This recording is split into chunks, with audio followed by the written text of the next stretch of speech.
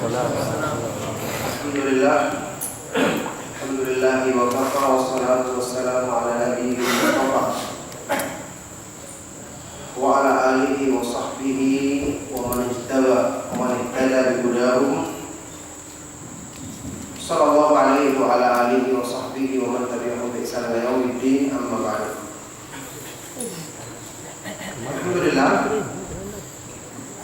Ma'asyiral ikhwah wal akhwat fi din rahimakumullah, kita bersyukur kepada Allah Subhanahu wa taala atas kebaikan-kebaikannya, atas limpahan nikmat, taufiknya, utamanya dalam hal yang berhubungan dengan menuntut ilmu yang bermanfaat, yang mewariskan amalan saleh insyaallah. Alhamdulillah kita bertemu kembali di majelis ilmu di malam hari ini dalam lanjutan kajian kita membahas tafsir dari ayat-ayat Al-Quran.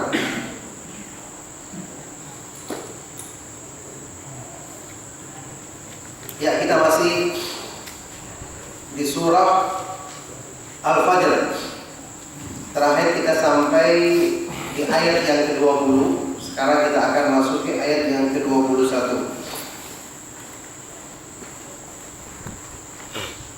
Ada yang membaca? Allah. Ke-21 sampai selesai. Jadi. A'udzu billahi minasy syaithanir rajim. Kalla idza dukkatil ardu dakkan dakka wa jaa'a rabbuka wal malaku saffan saffa wa ji'a yawma idzin bi jahannam yawma idzin yatadhakkaru al-insanu wa anna lahu dhikra yaqulu ya laytani qaddamtu li hayati فيومئذ لا يعذب عذابه أحد ولا يوثق وثاقه أحد يا أيتها النفس المطمئنة ارجعي إلى ربك راضية مرضية فادخلي في عبادي وادخلي جنتي.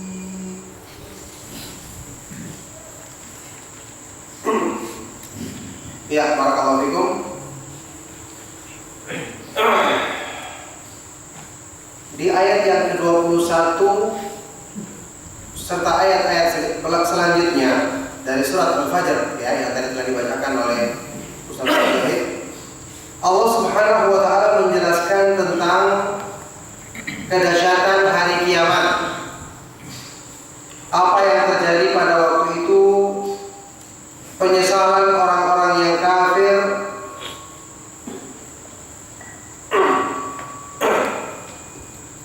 keadaan-keadaan yang mengerikan pada hari kiamat.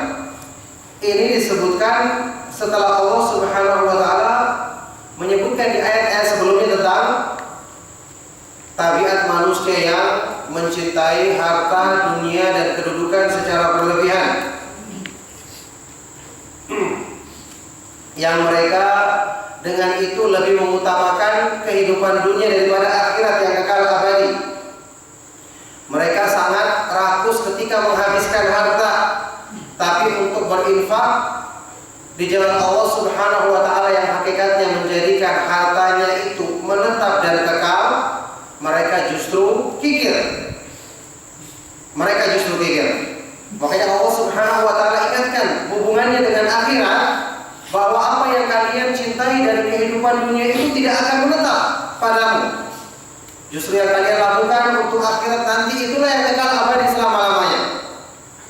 Ya, disebutkan dalam hadis yang sahih riwayat Tirmidzi dan yang lainnya dari Aisyah radhiyallahu taala anha ketika beliau menceritakan bahwa satu saat Rasulullah SAW menyembelih seekor kambing. Dan beliau merintahkan kepada keluarganya untuk kambing itu disedekahkan. Seperti biasa, tentu saja mereka akan menyisakan sebagiannya untuk keluarga beliau sendiri, untuk dimakan di rumah sendiri. Setelah itu Rasulullah SAW datang pulang ke rumah dan beliau bertanya, "Ma baqiya minha?" Apa yang tersisa dari daging kambing itu? Maka Aisyah radhiyallahu taala anha menjawab, "Ma baqiya ghairu katifiha." Tidak ada yang tersisa kecuali bagian pundaknya, disimpan untuk keluarga ini. Ketika itu Rasulullah SAW menjawab, "Bal baqiya kulluha ghairu katifiha." Ghairu katifiha. Justru semuanya itulah yang tetap, kecuali bagian pundaknya. Yakni dibalik oleh Rasulullah SAW. Aisyah radhiyallahu taala anha menjawab, semua sudah disedekahkan, tidak ada yang sisa kecuali bagian pundaknya untuk kita makan. Kan benar kan? Tapi Rasulullah SAW menjawab dengan hakikat dunia akhirat. Beliau mengatakan apa? Bal baqiya kulluha. Semuanya daging itu tersisa. Yakni tetap akan dirasakan manfaatnya pada hari kiamat, kecuali bagian pundaknya. Nah, di sini satu faedah penting yang kita dapatkan dari sedekah. Sedekah itu ya baik yang wajib maupun yang sunnah. Sedekah yang wajib berarti zakat ya. Itu dalam beberapa ayat Al-Qur'an selalu digandengkan dengan iman. Wa mimma razaqnahum yunfiqun. Orang-orang yang beriman, yang bertakwa, dan mereka selalu menginfak, bersedekah dari sebagian harta yang kami anugerahkan, yang kami berikan kepada mereka. Ini menunjukkan bahwa balasan sedekah itu didapatkan di akhirat. Karena kalau secara kasat mata jelas uang yang kita gunakan kelihatannya berkurang, iya kan? Seperti Aisyah tadi mengatakan, ya Rasulullah semua sudah habis disedekahkan, tinggal yang tidak kita sedekahkan ini yang kita makan. Maka dibalik oleh Rasulullah SAW, justru semuanya tetap, semuanya kekal kecuali bagian yang tidak disedekahkan. Nah, inilah caranya kita memahami ayat-ayat Al-Quran atau hadis-hadis Rasulullah SAW, seperti hadis riwayat Imam Muslim, "Ma naqasat shadaqatun min mal." Sedekah tidak mengurangi harta. Maksudnya, hakikatnya harta itu berarti kita tabung untuk akhirat kita dengan sedekah. Nah, ini yang kemudian diselewengkan artinya oleh kebanyakan orang saat ini. Seperti ceramah-ceramah model sedekah yang menghasilkan uang berlipat ganda. Jadi semua ceramah-ceramah yang na'udzubillah min dzalik ya, bukan cuma menghancurkan keutamaan sedekah, tapi mengajak manusia untuk beramal dengan amalan akhirat untuk tujuan dunia. Na'udzubillah min dzalik. Ya, ini model-model orang-orang yang menyerukan kita bersedekah, makanya rajin bersedekah orang-orang. Ya, kita bersedekah hari ini 3 juta, nanti bulan berikutnya langsung dilipat gandakan, nanti dapat dari usahanya keuntungan 30 juta. Jadi orang subhanallah bersedekah itu kayak berdagang. Untuk lihat di beberapa daerah di Jawa itu semangat sekali. Sampai ada warung ya, dia langsung infakkan sedekah. Dari hasilnya itu berapa persen? Karena iming-imingnya tadi, Anda berinfak sekian nanti akan naik 10% di bulan berikutnya keuntungannya. Subhanallah, dunia tujuannya. Sampai seperti itu. Makanya mereka semangat berinfak, bersedekah. Ya. Kita kenal mungkin Ustaz ya, yang selalu membawakan sedekah seperti ini. Semoga Allah beri hidayah kepadanya. Ya, Yusuf Mansur. Itu saya tahu persis ya, di beberapa daerah itu kalau dia nyari sumbangan, dia akan membawakan dalil-dalil keutamaan sedekah. Misalnya dia pernah diundang di beberapa daerah, dia bawakan. Nanti ya, orang yang bersedekah supaya dia tidak kelas sama panitia, dibagi 2 uangnya sama panitia. Hasil sedekahnya panitia dapat setengah, dia dapat setengah, dibawa pergi. Dia katakan ini untuk sedekah. Cuma kita tidak ada laporannya itu sedekahnya untuk siapa, tidak ada. Yang jelas sedekah itu masuk terus ke dia katanya untuk pondoknya, untuk investasi dan yang lainnya. Nah, untuk bilang ini keadaan yang sangat parah keadaannya. Memotivasi orang untuk semangat bersedekah, tapi iming-imingnya adalah balasan duniawi. Makanya saya pernah jelaskan sewaktu ini juga Karena saya ingatkan waktu salah satu pembahasan yang penting yang harus kita bahas dengan luas atau panjang lebar dalam kitab Tauhid Syekh Muhammad Abdul Wahab. Salah satu bab yang sangat penting berhubungan dengan kesyirikan yang banyak dilalaikan oleh orang, yaitu babu minasyirki billah iradatul insan bi amalihi dunya. Termasuk perbuatan syirik kepada Allah, orang yang mengamalkan amalan soleh dengan niat untuk mencari dunia semata-mata. Ini termasuk perbuatan syirik yang kemudian diterangkan oleh para ulama maknanya panjang lebar dan seterusnya. Jadi niat dunia semata-mata dari amalan soleh ini termasuk perbuatan syirik, dan ini beda sama riya atau ujub memamerkan amal, sum'ah memperdengarkan amal kepada orang lain. Beda dengan orang yang beramal supaya dibayar, ini beda lagi. Ini kata para ulama adalah orang yang beramal kelihatannya ikhlas, dia tidak mau dipuji, bahkan sembunyi-sembunyi, tapi bukan karena mengharapkan keutamaan di sisi Allah.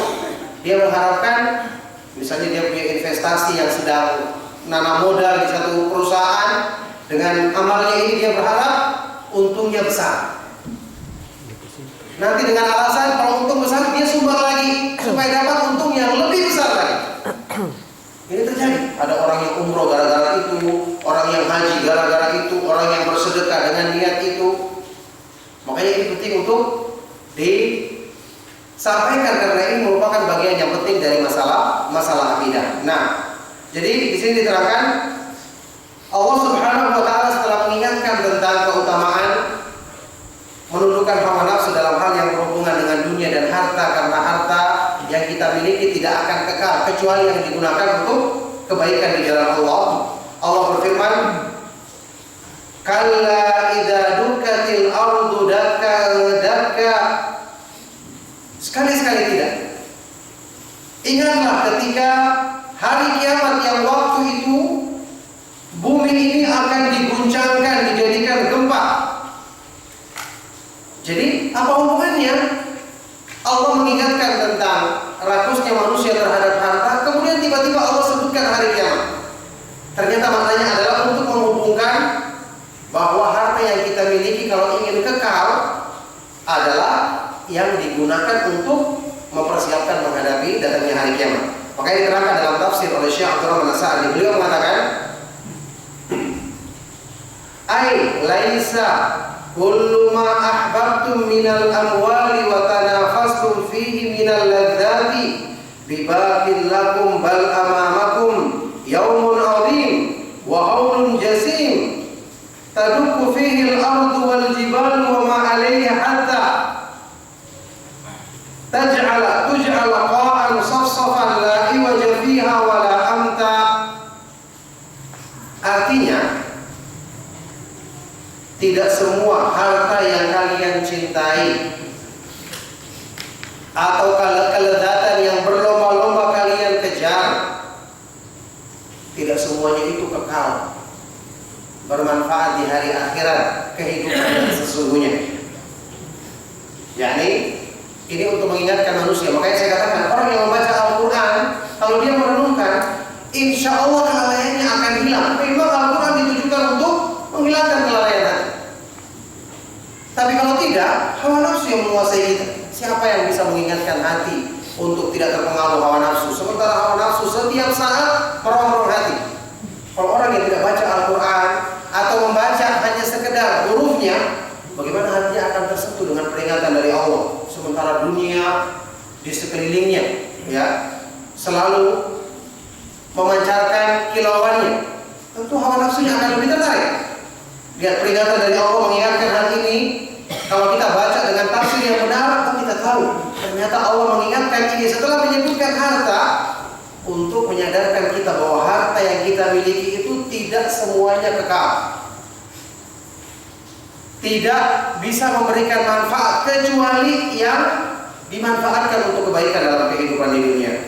Jadi tidak semua harta yang kamu cintai atau kelezatan yang berlomba-lomba kamu kejar itu kekal abadi bagimu.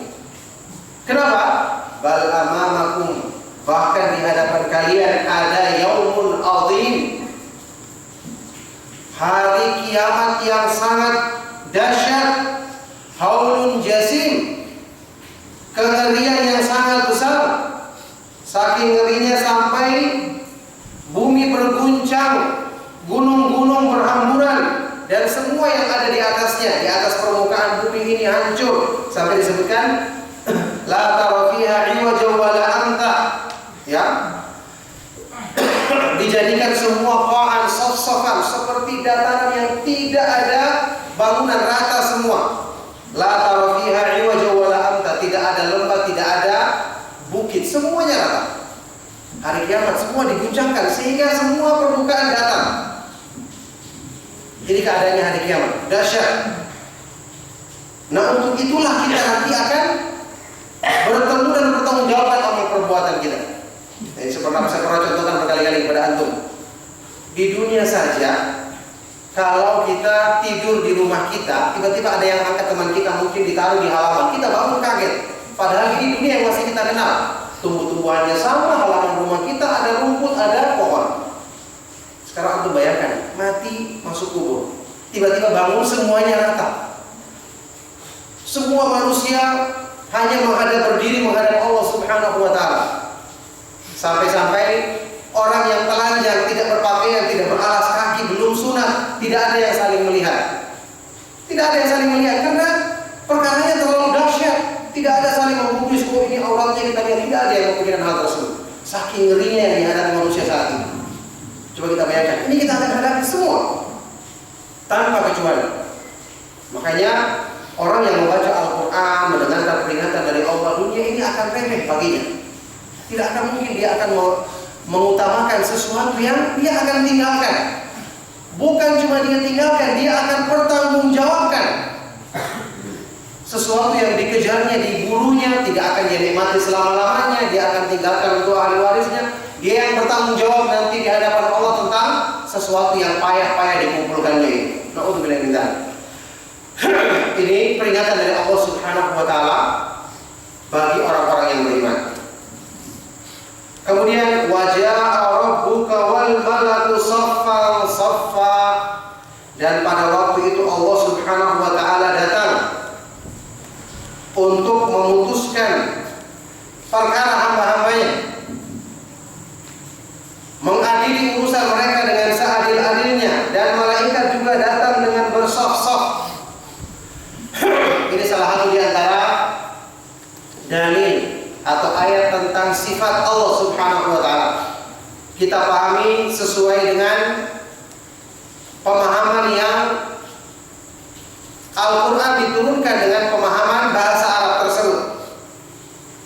Ya, dalam hal ini para ulama Ahlussunnah mengatakan amiruha kama ja'at.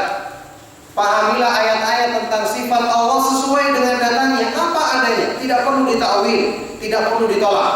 Ya, Allah Subhanahu wa taala datang. Allah memiliki sifat al-majid, datang, wal ityan. Al-ityan artinya juga datang, kurang lebih artinya hampir sama. Itu disebutkan dalam ayat Al-Quran. Datang, yang tentu datangnya Allah Subhanahu wa taala sesuai dengan kebesaran dan keagungannya, tidak sama dengan sifat makhluk ketika melakukan hal yang seperti ini. Sudah pernah kita bahas, semua sifat itu sesuai dengan kepada siapa dia dinisbatkan. Makhluk saja bisa berbeda-beda sesuai dengan keadaannya, padahal makhluk penuh dengan kekurangan. Kita bisa bayangkan kalau ada yang mengatakan kepada kita, misalnya, ya, presiden datang, kita bayangkan datang dengan rombongannya, datang dengan pakaian kebesaran, datang dengan disambut dan seterusnya. Atau seorang yang biasa datang, tentu datangnya dengan keadaan dia. Makhluk saja bisa berbeda-beda, apalagi Allah Subhanahu wa taala yang maha sempurna nama-nama dan sifat-sifatnya. Jadi Allah Subhanahu wa taala memiliki sifat al-majid, yaitu datang, yang ini merupakan termasuk sifat fi'liyah, sifat yang berhubungan dengan perbuatan Allah.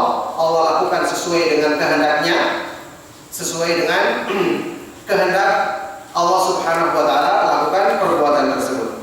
Baik, ini adalah salah satu di antara dalil tentang sifat Allah. Jadi Allah Subhanahu wa taala datang, wa yaji'u Allah taala li faslil qada'i baina ibadihi. fi dhulalin minal ghamami wa taji'ul malaikatul kiramu ahlu samawati kulluhum saffan ay saffan ba'da saff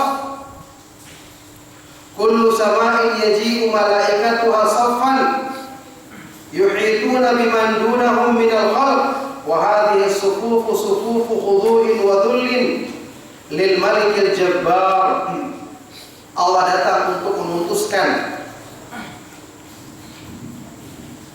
al-qadha, ya, untuk menyelesaikan keputusan urusan di antara hamba-hambanya. Malaikat juga, para malaikat yang mulia juga datang. Semua malaikat yang ada di langit datang, ya. Setiap malaikat yang ada di langit pertama, langit kedua masing-masing datang dengan berbaris-baris. Tentu berbarisnya mereka ini adalah dalam rangka tunduk dan merendahkan diri di hadapan Allah Subhanahu wa taala Al-Malikul Jabbar, Maha Penguasa yang Maha Perkasa. Ini keadaan manusia pada saat itu. Kalau malaikat saja, makhluk-makhluk yang besar takut dan tunduk kepada Allah pada hari itu. Malaikat, ya, yang kita ketahui mereka bukanlah makhluk yang mukallaf kena beban syariat, tapi mereka tunduk kepada Allah Subhanahu wa taala karena memang Allah Subhanahu wa taala adalah zat yang pantas untuk makhluk tunduk kepadanya. Maka ini menunjukkan kalau malaikat saja seperti itu, tentu manusia, ya, lebih pantas lagi untuk tunduk dan merendahkan diri di hadapan Allah Subhanahu wa taala karena kecilnya mereka dibandingkan dengan makhluk-makhluk Allah Subhanahu wa taala yang besar yang lainnya.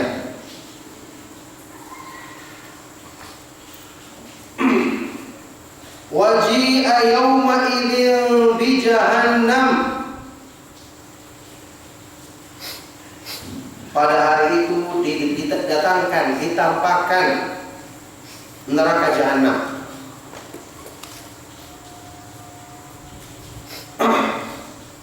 Didatangkan dengan apa? Digiring oleh para malaikat dengan rantai-rantai yang besar. Malaikat ini kuat. Ya, malaikat Allah Subhanahu wa taala kuat dan perkasa. Malaikat penjaga neraka, yaitu malaikat Malik yang merupakan semua pimpinan dari malaikat penjaga neraka. Ini disebutkan dalam beberapa hadis yang sahih, itu mukanya sangat sangar karena diperintahkan oleh Allah Subhanahu wa taala seperti itu, menyiksa orang-orang yang pantas untuk mendapatkan siksaan. Kemudian malaikat-malaikat lain yang disebutkan dalam beberapa dalil yang sahih seperti Az-Zabaniyah yang juga termasuk malaikat yang akan menyiksa penghuni neraka.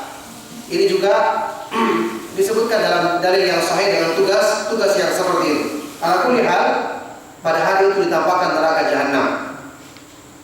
Orang-orang yang merugi dan tidak mempersiapkan diri itu sudah mendapatkan penderitaan sebelum masuk ke dalam neraka. Padahal di kuburan mereka sudah mendapatkan penderitaan.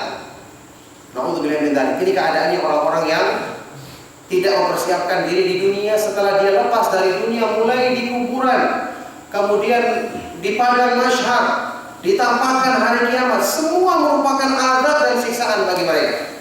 Kemudian ujung-ujungnya nanti mereka akan masuk ke dalam neraka yang tentu azabnya asyaddu wa abqa, lebih keras dan lebih kekal lagi.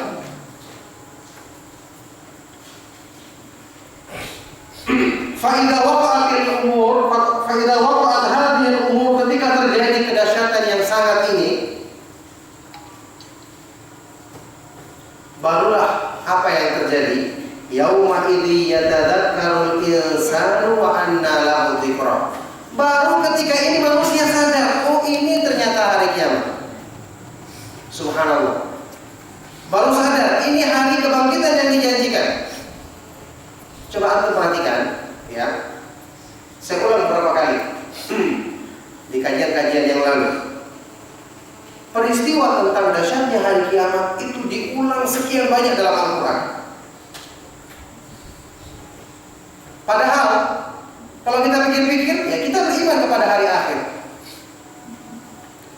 Tetapi dengan membaca ayat Al-Quran yang diulang-ulang tentang masalah ini, tentu dengan berbagai penjelasan yang sempurna, ya.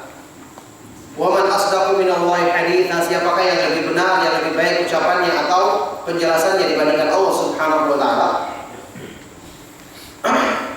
Ini tujuannya untuk menjadikan keyakinan manusia itu semakin kuat. Karena keyakinan dan ilmu itu bertingkat-tingkat. Ada orang yang mengetahui tapi sekedar pengetahuan. Tahu dia, dikatakan Anda beriman pada hari kiamat, iya beriman. Tapi imannya lemah sehingga perbuatannya untuk mempersiapkan apa yang diyakininya berbeda. Makanya dalam urusan dunia saja Rasulullah SAW dalam sebuah hadis yang sahih atau hasan pernah bersabda, "Laisal khabaru kal mu'ayyana." Orang yang berita dengan menyaksikan langsung itu beda. Kita sendiri bisa membedakan hal tersebut.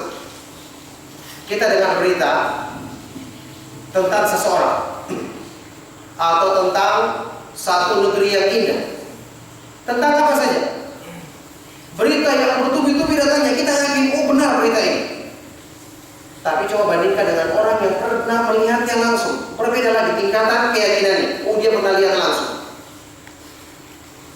Ini keadaan yang menunjukkan ilmu itu berbeda-beda. Kenapa Al-Quran mengulanginya? Supaya menjadikan kita semakin yakin yang keyakinan tersebut masuk ke dalam hati sehingga anggota badan kita digerakkan untuk mengamalkan sesuai dengan apa yang kita yakini.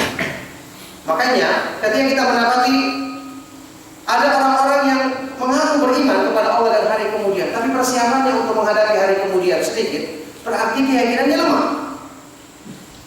Keyakinannya lemah. Kenapa keyakinannya lemah? Karena dia tidak membaca Al-Quran dan tidak merenungkannya. Itu pasti. Firman Allah, tidak ada satupun di muka bumi ini yang lebih bermanfaat untuk menguatkan ilmu, menambah keyakinan, menyempurnakan iman lebih tinggi dibandingkan membaca Al-Quran dan merenungkan ayat-ayatnya. Inilah manfaatnya. Kenapa kita harus baca Al-Quran, kita paham isinya, kita memahami kandungannya. Kenapa kita harus belajar tafsir? Inilah kenapa Ibnu Qayyim rahimahullah taala mengatakan, walakinna dzalika mauqufun ala fahmihi wa ma'rifatil murad minhu. Itu yang kita baca kemarin di kitab Iqtida'ul Afham. Akan tetapi makna dan manfaat Al-Quran kita dapatkan tergantung dari apa?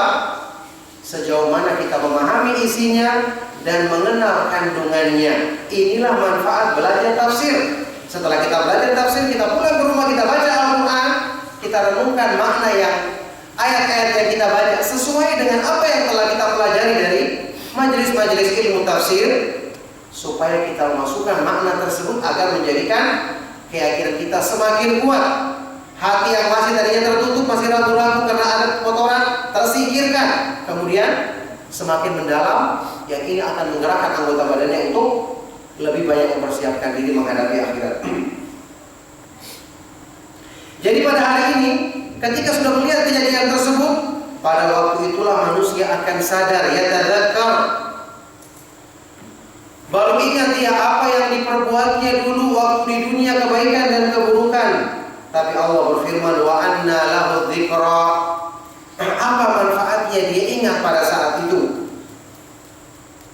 Apa gunanya dia ingat pada saat yang tidak bermanfaat lagi? Kesadaran. Ya, faqad fata awanuha wa dhahaba zamanuha. Karena waktunya sudah terlambat. Kesempatannya sudah habis. Penyesalan di waktu yang tidak bermanfaat, penyesalan.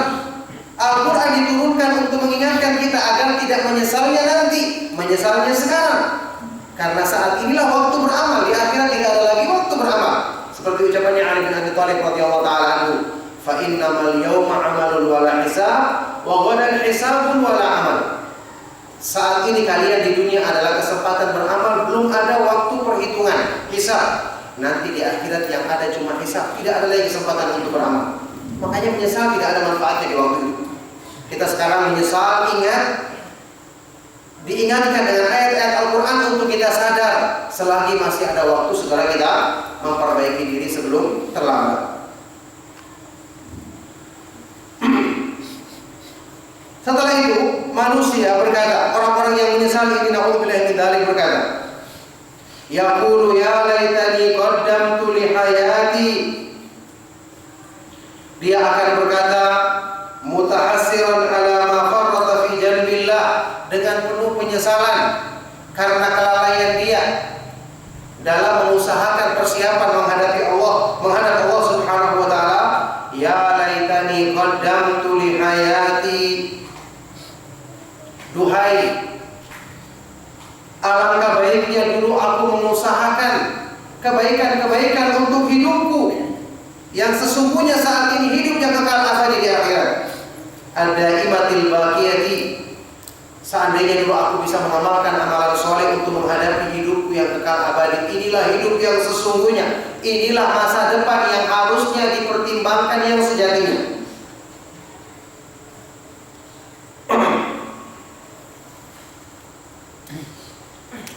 Ketika menjelaskan makna ini, Syekh Abdul Rahman As-Sa'di rahimahullah ta'ala mengambil sebuah istinbat yang sangat indah. Apa kata beliau?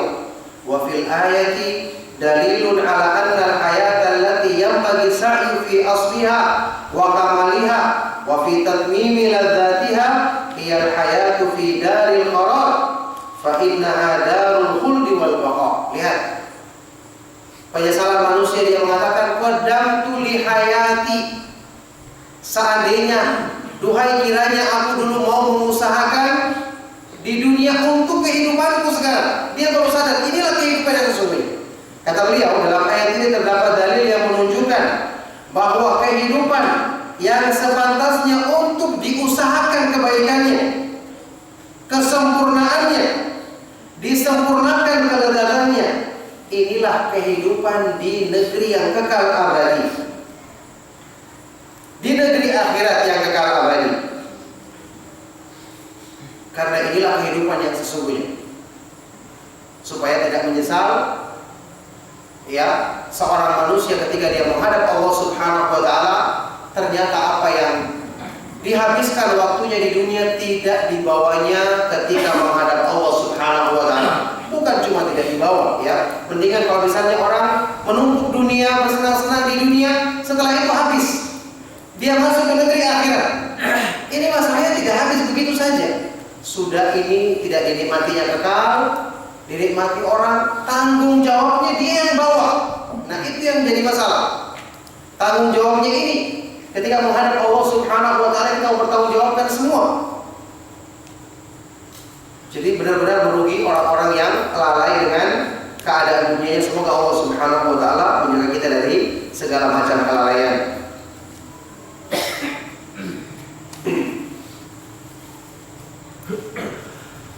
Fayawma idzin la yu'adzibu 'adzabahu ahad wa la yuthiqu wathaqahu ahad. Maka pada hari kiamat tidak ada seorang pun yang bisa memberikan azab seperti azab Allah Subhanahu wa taala. Azab yang sangat keras tentu bagi orang-orang yang pantas menerimanya. Liman ahmala dzalika al-yawma nasiya al-amala lahu, yaitu bagi orang-orang yang melalaikan perjumpaan dengan Allah pada hari kiamat dan orang-orang yang melupakan amal kebaikan. Sudah kita bahas, Allah itu rahmatnya lebih luas dari kemurkaannya. Allah sendiri yang berfirman dalam sebuah hadis qudsi riwayat Imam Muslim, inna rahmati sabaqat ghadabi, rahmatku mengalahkan atau mendahului kemurkaanku. Makanya tidak mungkin diazab kecuali orang-orang yang paling celaka. La yaslaha illa al-ashqa alladhi kadzdzaba wa tawalla. Tidak akan masuk neraka kecuali orang yang paling celaka. Yani Allah Subhanahu wa taala rahmatnya demikian luas. Buktinya apa? Peringatan dalam Al-Quran diulang-ulang tentang hari kiamat. Ceramah-ceramah yang kita dengarkan, ibadah-ibadah yang kita kerjakan, sholat sendiri itu sudah berapa banyak peringatan di dalamnya. Al-Quran kita baca, ada zikir, di dalam sholat kita mohon ampun kepada Allah. Ini semua keadaan yang mengingatkan kita. Kemudian ibadah-ibadah yang lain, berzikir, berdoa, puasa, semuanya mengingatkan kita untuk menyadari atau menghilangkan kelalaian hati kita. Itu bukti rahmat Allah Subhanahu wa taala tidak membiarkan manusia dalam kesesatan dan kelalaiannya. Wala yuthiqu wathaqahu ahad, dan tidak ada seorang pun yang mengikat seperti ikatan yang sangat kuat yang Allah Subhanahu wa taala jadikan siksaan bagi penghuni neraka pada hari itu. Fa innahum yuqarranuna bisalasila min nar wa yushabuna ala wujuhim fil hamim thumma fin nari yusjarun. Karena penghuni neraka, naudzubillahi min dzalik, mereka itu diikat dengan rantai-rantai dari api neraka, kemudian diseret, di wajah mereka dimasukkan ke dalam api yang panas, kemudian mereka dibakar di dalam neraka. Naudzubillahi min dzalik. Fa hadza jazaa'ul mujrimin. Maka ini adalah balasan orang-orang yang berbuat durhaka. Makanya ini merupakan peringatan dari Allah Subhanahu wa taala, yang sekali lagi peringatan itu bermanfaat bagi orang-orang yang beriman, yang menguatkan keimanannya dengan mengambil pelajaran dari ayat-ayat Al-Quran yang memang diturunkan untuk menyadarkan hati-hati yang masih ada kehidupan padanya. Semoga Allah Subhanahu wa taala menjadikan hati kita hati yang hidup, yang masih bisa menerima dan mendapatkan manfaat dari peringatan Allah Subhanahu wa taala dalam ayat-ayat Al-Quran. Barakallahu fikum, karena waktu ya kita cukupkan. Kita akan ambil lagi insyaallah di pertemuan berikutnya untuk menyelesaikan beberapa ayat yang sisa di akhir surat ini. Barakallahu fikum, semoga apa yang kita kaji bermanfaat. Mohon maaf jika ada yang salah dan kurang. Sallallahu wasallam wa baraka ala nabiyina Muhammad wa ala alihi wa sahbihi wa man tabi'ahum bi ihsanin ila yaumiddin wa akhiru da'wana alhamdulillahi rabbil alamin. Ada pertanyaan, ngobrol silakan.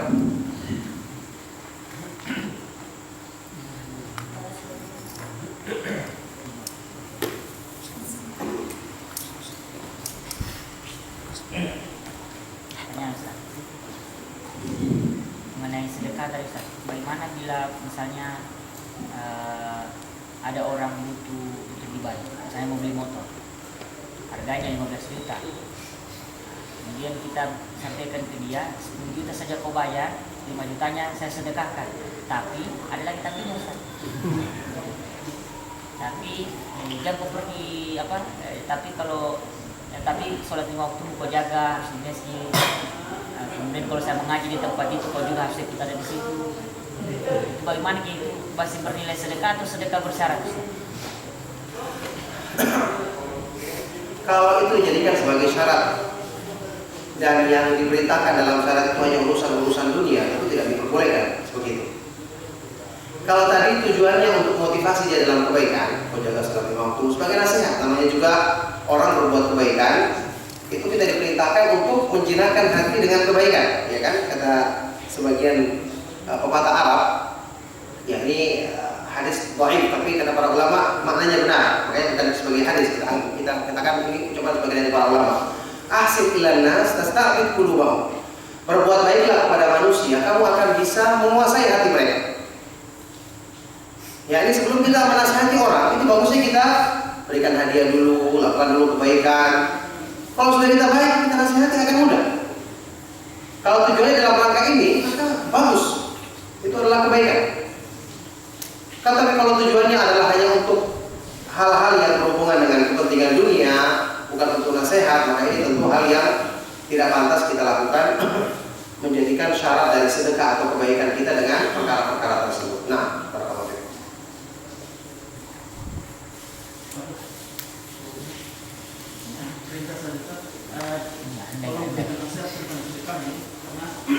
kenapa? Karena banyak kaum muslimin itu mereka ingin tangan atau mampu bersedekah kepada orang lain, tapi tuannya dan istrinya ya. Barakallahu fikum. Mengenai sedekah, di dalam dalil-dalil yang sahih sudah kita ketahui, sedekah itu diutamakan tentu kepada orang-orang yang menjadi tanggung jawab kita. Ibda biman ta'ul, ya, mulailah dengan orang yang menjadi tanggunganmu, yakni keluarga. Termasuk dalam hal ini orang tua ketika tidak ada yang menanggungnya, maka wajib bagi anak tersebut untuk mendahulukan orang tuanya. Bahkan ketika Rasulullah SAW bersabda kepada salah seorang sahabat, "Anta wa maluka li abik." Kamu dan hartamu adalah milik bapakmu, apalagi ibu. Maka harta kita itu miliknya orang tua kita. Maksudnya yang paling berhak untuk kita curahkan kebaikan-kebaikan yang kita miliki tentu orang tua kita yang paling pertama. Tentu ketika mereka butuh, tentu ketika mereka membutuhkan hal tersebut dari kita, maka kita mulai dari orang-orang yang paling diperintahkan dalam Al-Quran dan hadis-hadis yang sahih untuk kita persembahkan kebaikan kita kepada mereka. Kemudian anggota keluarga kita, anak dan istri kita, ini sedekah yang paling utama yang disebutkan dalam hadis yang sahih, ya. Orang yang menginfakkan hartanya di jalan Allah, orang yang memberikan untuk keluarganya. Maka Rasulullah SAW mengatakan yang paling utama adalah yang diberikan kepada keluarganya. Tentu ini bukan berarti menjadikan semangat kita untuk menyumbang di jalan Allah berkurang.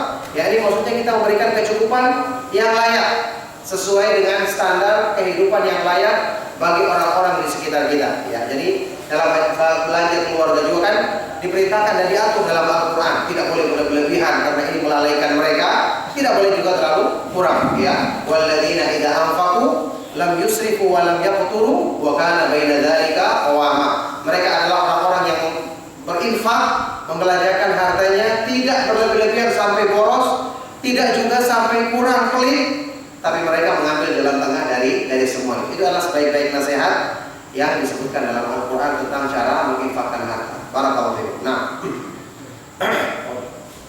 tentang masalah beramal akhirat atau dengan dunia. Bagaimana wajibnya membedakan antara bahwa seorang itu dia beramal akhirat tapi dunia dunia, karena terkadang juga kita melihat sebagian dari orang mereka melakukan amal-amal akhirat seperti mengajar, atau drama atau dan seterusnya dalam perkara akhirat.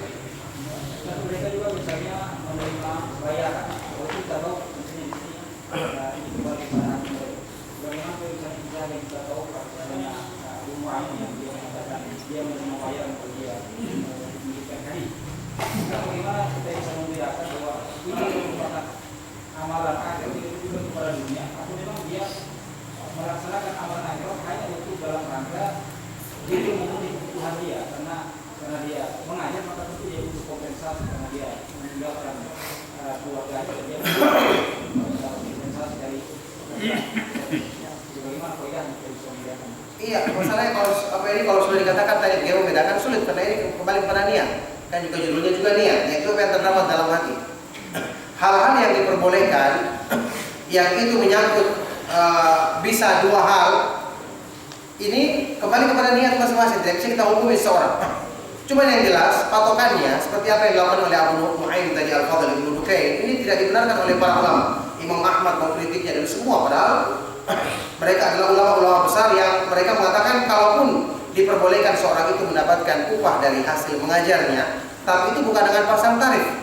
Ya, Rasulullah SAW membolehkan secara umum dalam hadis riwayat Imam Bukhari, beliau bersabda, "Inna haqqa ma akhadtum alaihi ajran kitabullah." Yang paling berhak kalian mendapatkan upah darinya adalah mengajarkan kitabullah Al-Quran, tapi bukan dengan pasang tarif dan bukan dengan menjadikan kalau dapat dia mau, kalau tidak maka dia tidak ridho. Nah, ini yang tidak dibenarkan. Makanya kembali kepada niat. Masing-masing manusia ya melatih dirinya untuk mengikhlaskan niat dalam masalah ini. Untuk mengikhlaskan niat dalam masalah ini sehingga hal-hal yang mempengaruhi dalam masalah niat, misalnya ketika dia dapatkan yang lebih dia semangat, dapat yang kurang dia tidak semangat. Sama dengan ketika banyak orang dia lebih semangat, ketika sedikit orang dia tidak semangat. Ini semua hal-hal yang bisa mempengaruhi niatnya. Ya, mempengaruhi niat itu bukan cuma dalam urusan bayaran saja, masalah popularitas. Ya, masalah popularitas, kekaguman orang yang di hadapannya, ini semua bisa mempengaruhi niat. Makanya kita cuma sebutkan standarnya. Kalau amalan tersebut ditujukan untuk dunia semata-mata, maka ini tercela, termasuk perbuatan syirik. Ya. Tetapi ada amal-amal yang orang itu dia menyangka untuk dunia, padahal dia niatkan dari urusan dunia ini untuk hal yang berhubungan dengan kebaikan akhirat.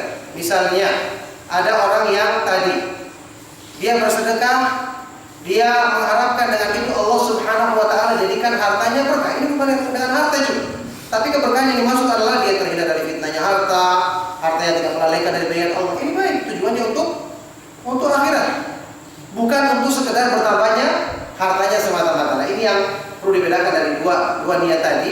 Kalau niatnya adalah untuk kebaikan akhirat, bukan untuk pertimbangan dunia semata-mata, maka ini yang diperbolehkan, dari hal-hal yang disebutkan dalam dalil-dalil pengecualian dari hal-hal yang diperbolehkan untuk meniatkan dunia. Itu bukan dunia semata-mata, tapi berhubungan dengan kebaikan akhirat. Nah, barakallahu fikum.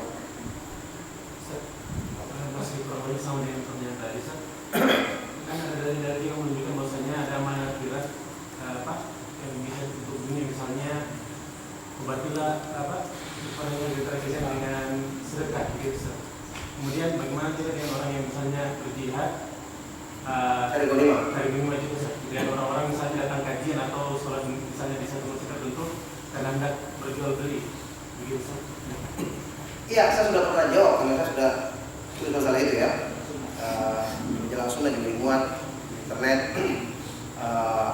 Jangan nodai ibadah Anda dengan niat duniawi. Jadi setelah saya baca di penjelasan Syekh Utsaimin, kemudian Syekh Shalih Al-Syekh, kemudian Taisir Azizil Hamid dan Fathul Majid, itu jadi ada 4 kali umum saya baca syaratnya itu semua menjelaskan tentang masalah ini. Cuma ada yang lebih detail, ada yang tidak. Syekh Shalih Al-Syekh dia menyebutkan beberapa pengecualian yang disebutkan dalam hadis, misalnya riwayat Imam Muslim, man sarra atau man ahabba an yunsa'alahu fi aqibihi wa yussa'alahu fi rizqi falyasir rahimahu. Barang siapa yang ingin dipanjangkan umurnya dan dilapangkan rezekinya, hendaknya dia menyambung silaturahim. Kata beliau, kalau ada dalil yang seperti ini harus dipahami, tidak boleh menyelisih asal, karena Al-Quran ini adalah asal, sudah menjelaskan tentang hukumnya.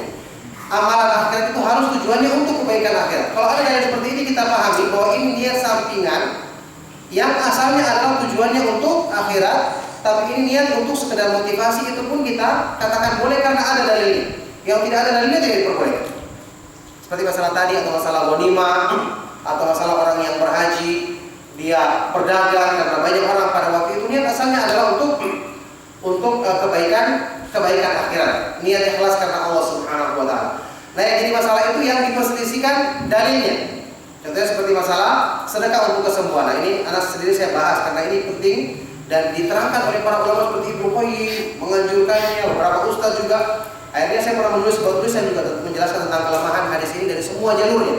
Bahkan sebagiannya sangat lemah, parah. Kebetulan hadis ini termasuk yang Anda juga bahas waktu di tesis S2. Makanya karena sudah ada permulaan, saya lanjutkan pembahasannya, baru saya keluarkan dalam sebuah tulisan tentang kelemahan hadis tersebut. Ala kulli hal, ini contoh daripada penerapan dari masalah tadi. Kalau kita katakan, bagi yang mengatakan ini hadisnya sahih, ya kita katakan ini berarti pengecualian yang hanya dibatasi dalam masalah ini saja dan masalah-masalah yang ada dalilnya. Adapun yang tidak ada dalilnya tidak boleh kita kiaskan kepada hukum asal, yaitu tidak boleh meniatkan dengan amalan akhirat untuk tujuan-tujuan selain akhirat. Barakallahu fiikum.